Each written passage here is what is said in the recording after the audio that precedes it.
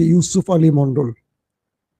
দর্শক, আজকের যে সবচেয়ে ইম্পর্টেন্ট যে খবরটি সেটি হলো ইরানের মধ্যে ইরানের সবচেয়ে বড় ব্রিজটিকে আমেরিকা অ্যাটাক করে ধ্বংস করে দিয়েছে এবং বলা হচ্ছে ইরান এবার এই প্রতিশোধে কি কি করতে যাচ্ছে। এই নোটিশটি শুনলে আপনাদের মাথা নষ্ট হয়ে যাবে। 2 নম্বর খবর, মার্কিন যুক্তরাষ্ট্রের গণমাধ্যম কিছু গোয়েন্দা তথ্য ফাঁস করে দিয়েছে। সেই তথ্যগুলো শুনলে রীতিমতো চোখ চরক গাছ হয়ে যাবে আপনাদের। সেটা জানাবো আজকে কি তথ্য লিক হলো, কেন হঠাৎ করে যুদ্ধকালীন সময় সেনাপ্রধান এবং টপ 1 ডজন জেনারেলকে পরিবর্তন করতে হলো ডোনাল্ড ট্রাম্পকে। তার মানে কি তিনি যুদ্ধে পরাজিত হয়ে গেছেন? দর্শক, পাশাপাশি নেতা কাকুর বাড়িতে বা নেতা কাকুর দেশে ইরানের সারপ্রাইজ অ্যাটাক অব্যাহত আছে। দর্শক, প্রথম যে খবরটি দিয়ে শুরু করতে চাই, পিট হেগসেট কে পেন্টাগন প্রধান মিস্টার ট্রাম্পের ডান হাত, যুদ্ধের তিনি ধরেন সবচেয়ে পাওয়ারফুল ব্যক্তি। মার্কিন যুক্তরাষ্ট্রের ইতিহাসে একসঙ্গে এতজন জেনারেলের বহিষ্কার হয়তোবা এটি প্রথম। আমার জানা মতে এরকম নেই, জানার বাইরে থাকতে পারে, আমাকে জানাবেন যদি আমার ভুল হয়। একসঙ্গে এত জেনারেল, যখন ইরানের সাথে একটা লড়াই চলছে আমেরিকার, হঠাৎ করে সেনাপ্রধান সহ টপ 12 জন, কেউ কেউ বলছে আরো বেশি হতে পারে, জেনারেলকে সরিয়ে দিচ্ছে ট্রাম্প। বলা হচ্ছে ট্রাম্প ইতিমধ্যে ইরান যুদ্ধে পরাজিত হয়ে গেছেন, এটি তার প্রথম প্রকাশ। 2, ট্রাম্প ইরানের মধ্যে যা করতে চাইছেন এই মুহূর্তে বর্তমান সেনাপ্রধান এবং টপ জেনারেলরা সেটাতে রাজি না। কি রাজি না? ট্রাম্প বলছেন খার্ক আইল্যান্ড সহ ইরানের পারমাণবিক প্রজেক্টগুলোতে, প্ল্যানগুলোতে তারা স্থল অভিযান চালাবেন। সেনাবাহিনী বলছে এখান থেকে আমাদের সেনারা ফিরে আসতে পারবে না, কিন্তু ট্রাম্প বলছেন আমার ইজ্জত বাঁচাতে হলে এটা করতে হবে। সেনাবাহিনী বলছে একজন ব্যক্তির ইজ্জতের চেয়ে আমেরিকার ইজ্জত বড়। ক্লিয়ার? ট্রাম্প বললেন আমার ক্ষমতা আছে, আমি তোমাদের সরিয়ে দিব। তারা বলেন ওকে ফাইন, ফায়ার করেন, সরে যাই। রাষ্ট্রবাচক। নতুন যাকে সেনা প্রদান করা হয়েছে, বলা হচ্ছে তাকে দিয়ে ইরানের মধ্যে বড় কোনো জাহান্নাম তৈরি করতে চাচ্ছেন ট্রাম্প। কিন্তু এ পর্যন্ত যতটুকু তথ্য পাওয়া গেছে, জাহান্নাম উল্টো দিকে মুভ করেছে, ইরানের দিকে না, শত্রুর দিকে মুভ করেছে। কি সেটি? মার্কিন গণমাধ্যমগুলো বলছে যে ইরান এবং ট্রাম্প বাহিনীর লড়াইতে হাজার হাজার ট্রাম্প বাহিনী প্রাণ হারিয়েছে, যেটা প্রকাশ্যে আসেনি। নাম্বার 1। নাম্বার 2, আমেরিকা বা ট্রাম্প যে বারবার দাবি করছে যে ইরানের সামরিক স্থাপনা, মানে কি বলে, বিমান বাহিনী, নৌবাহিনী সব ধ্বংস করে দেওয়া হয়েছে, মিসাইল স্টোরেজ কিংবা ড্রোন স্টোরেজ সব ধ্বংস করা হয়েছে, এগুলো সব মিথ্যা অভিযোগ। অর্থাৎ মার্কিন গণমাধ্যম সেনাবাহিনীর তথ্যগুলোকে এইভাবে প্রকাশ করে দিয়েছে। অর্থাৎ সেনাবাহিনীর ভেতর থেকেই টপ পর্যায়ের কেউ এই তথ্যগুলো গণমাধ্যমকে দিয়ে দিয়েছে, যেহেতু তারা তাদেরকে বহিষ্কার করেছে। আসল তথ্য জাতিকে জানাবার জন্য ফ্ল্যাশ করে দেওয়া হয়েছে, তবে কে ফ্ল্যাশ করেছে এটা গোপন আছে। বলা হচ্ছে ইরান এখন পর্যন্ত যে মুভমেন্টে বা যে অবস্থায় লড়াই করছে, এখানে ইরান পরাজিত নয়, বরং আমেরিকা পরাজিত। কে বলছে? সেই গোয়েন্দা তথ্যগুলো। মার্কিন সেই গোয়েন্দা তথ্য আরো বলছে ইরানের কাছে আনটাচেবল অজস্র না, হাজার হাজার ড্রোন মিসাইল এখনো পড়ে আছে, হাজার হাজার, যেগুলো ইরান ব্যবহারই করেনি। তারা বলছে ইরান যে যুদ্ধটা চালাচ্ছে সক্ষমতার ভিত্তিতে, অর্থাৎ যখন ইরান শত্রুকে এই মুহূর্তে ড্রোন দিয়ে কাবু করতে পারছে, তারা নতুন ড্রোন মাঠে আনছে না, শাহেদকেই ব্যবহার করছে, তার চেয়ে ভয়ঙ্কর ড্রোনগুলোকে তারা জমা রেখেছে, যেগুলো টাচই করে না এখন পর্যন্ত, একদম নতুন, যাতে শত্রু এটার আদলে প্রতিরক্ষা তৈরি করতে না পারে। এটাকে সারপ্রাইজ হিসেবে রেখেছে। শুধু তাই নয়, একটি নয়, আরো একাধিক ড্রোন, মানে আরো একাধিক স্টাইলের, মানে ক্ষমতা সম্পূর্ণ নতুন ড্রোন ইরানের কাছে আছে, যেগুলো এখন তারা টাচ করেনি। পাশাপাশি ইরানে রয়েছে আরো ভয়ঙ্কর সব মিসাইল, যেগুলো এখন পর্যন্ত ইরান ব্যবহার করেনি। সে গোয়েন্দা তথ্য বলছে ইরানের কাছে মিসাইল এবং ড্রোনের যে সংখ্যা, এটা মার্কিনীদের ধারণার বাইরে। কারণ এ পর্যন্ত যত অ্যাটাক হয়েছে, কখনো মনে হয়নি যে ইরানের ড্রোন কিংবা মিসাইলের শট পড়ছে, বরং আমেরিকার মিসাইল শট পড়ছে। কে বলছে? মার্কিন গণমাধ্যম, গোয়েন্দা তথ্যের আলোকে। বুঝতে পারছেন? বলা হচ্ছে ইরানের ভেতরে, ইরানের যে পাহাড় অঞ্চলগুলো আছে, পার্বত্য অঞ্চল, এই পার্বত্য অঞ্চলের মাটির অনেক গভীরে মিসাইল এবং ড্রোনের শহর বানানো হয়েছে, যেটার লোকেশন বা যেটার অবস্থান আমেরিকানরা এখনো জানে না। আমেরিকানরা যেগুলো জানে সেগুলোতে হামলা করা হয়েছে, কিন্তু ইরান সেখানে প্রচুর সংখ্যক মিসাইল ড্রোন রাখেনি।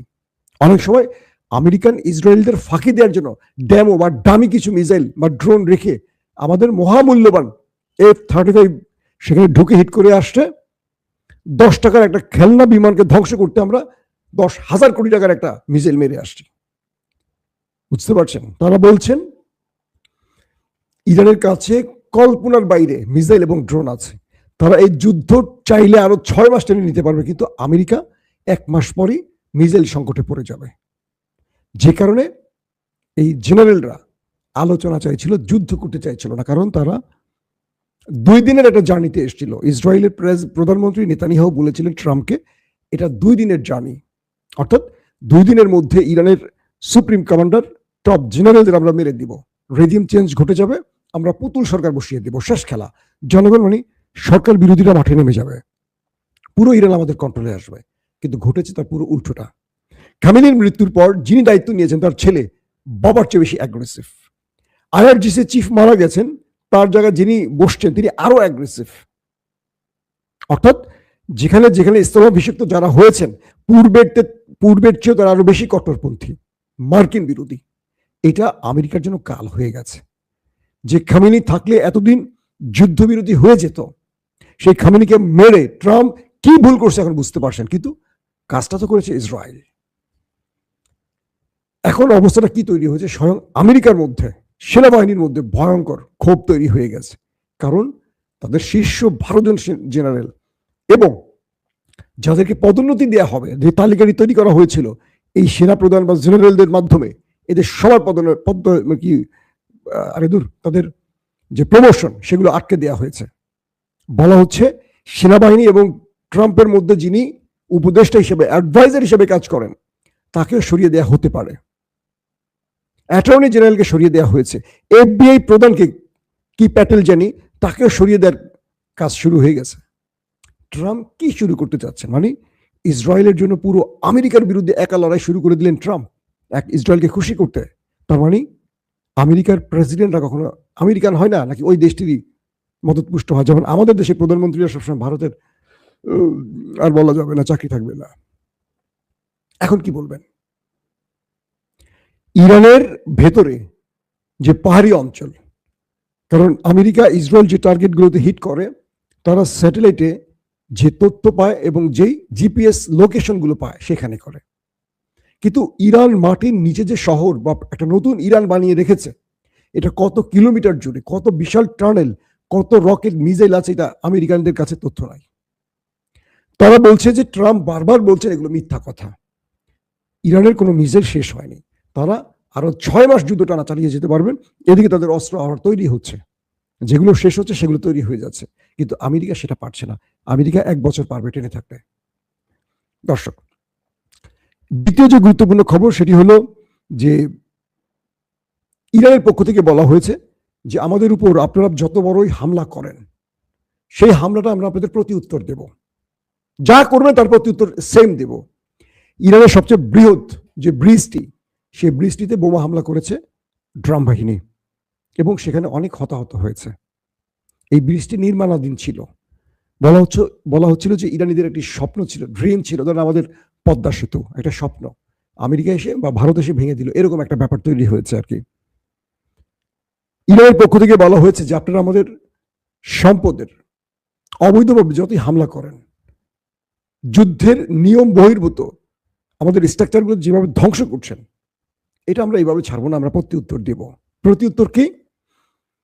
ইরান রেড নোটিশ জারি করেছে নতুন করে, দখলদারদের গুরুত্বপূর্ণ ব্রিজ ওড়াবে। এবার কুয়েতের নাম বলে দিচ্ছে কোন কোন ব্রিজ।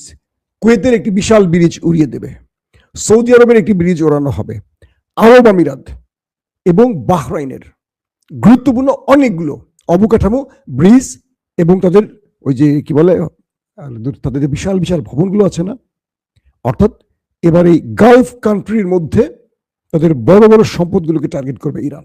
ইরান বলছে যেহেতু এই দেশগুলো আমেরিকাকে আমার দেশে আক্রমণে সহযোগিতা করেছে, তাই আমাদের বৈধ লক্ষ্য হবে এখন তাদের। তার মানে সৌদি আরব, কুয়েত, বাহরাইন, আরব আমিরাত তাদের অহংকারের কিছু হারাতে যাচ্ছে। তাদের বড় ব্রিজ শুধু নয়, দেখেন আবার এটা কি জানি বুর্জ খলিফা, ওইটাতে কোনো হিট করে বসে কিনা। কারণ ইরানের এই ঘোষণার পর ইতিমধ্যে ইরান বড় ফ্রেমে অ্যাটাক শুরু করেছে ওই নেতাকাকুর বাড়িতে। হাইফা তেল আবিবকে মোটামুটি ছাপা করে দিচ্ছে এবং বড় রকম আক্রমণ চলছে ওই দেশটির ভেতরে। হিজবুল বাহিনীও ব্যাপক অ্যাটাক করছে, ব্যাপক। তাদের প্রচুর সামরিক অস্ত্র ডিপোকে ধ্বংস করে দিয়েছে, প্রচুর সেনাকে এবং প্রচুর কি বলবো তাদের গোয়েন্দা ইউনিটকে, যেগুলো বিভিন্ন পয়েন্টে আছে, এগুলো ধ্বংস করেছে হিজবুল বাহিনীরা। হিজবুল বাহিনীর খেলা ভাই অসাধারণ চলছে এখন। এদিকে ফ্রান্সের সাথে খেপে গেছে ইসরায়েল।